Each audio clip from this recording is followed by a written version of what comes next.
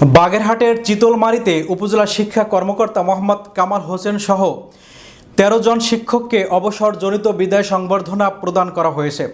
একই সাথে আনুষ্ঠানিকভাবে ৪৯ জন নবীন শিক্ষককে ফুলেল শুভেচ্ছা বিনিময়ের মাধ্যমে বরণ করে নেওয়া হয়েছে।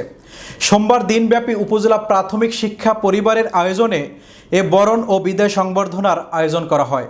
অনুষ্ঠানে সহকারী প্রাথমিক শিক্ষা কর্মকর্তা তপন কুমার দেবনাথের সভাপতিত্বে প্রধান অতিথি হিসেবে উপস্থিত ছিলেন চিতলমারী উপজেলা নির্বাহী অফিসার হরেকৃষ্ণ অধিকারী।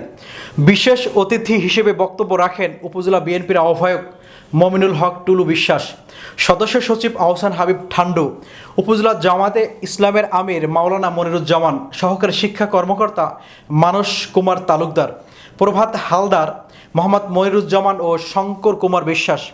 এ সময় অন্যান্যের মধ্যে উপস্থিত ছিলেন বাংলাদেশ সরকারি প্রাথমিক বিদ্যালয় শিক্ষক সমিতির উপজেলা শাখার সভাপতি মুকুল কিশোর মজুমদার, সাধারণ সম্পাদক মোহাম্মদ ইব্রাহিম ফকির, সহকারী শিক্ষক সমিতি চিতলমারী উপজেলা শাখার সভাপতি কাজী কামরুল ইসলাম, সাধারণ সম্পাদক খোকন মণ্ডল, জেলার শ্রেষ্ঠ সুরসাইল সরকারি প্রাথমিক বিদ্যালয়ের প্রধান শিক্ষক কল্যাণী রানী বারৈ ও উপজেলা প্রাথমিক বিদ্যালয়ের শ্রেষ্ঠ প্রধান শিক্ষক মোহাম্মদ মহিতুল ইসলাম সহ বিভিন্ন প্রাথমিক বিদ্যালয়ের প্রধান শিক্ষক ও সহকারী শিক্ষকবৃন্দ।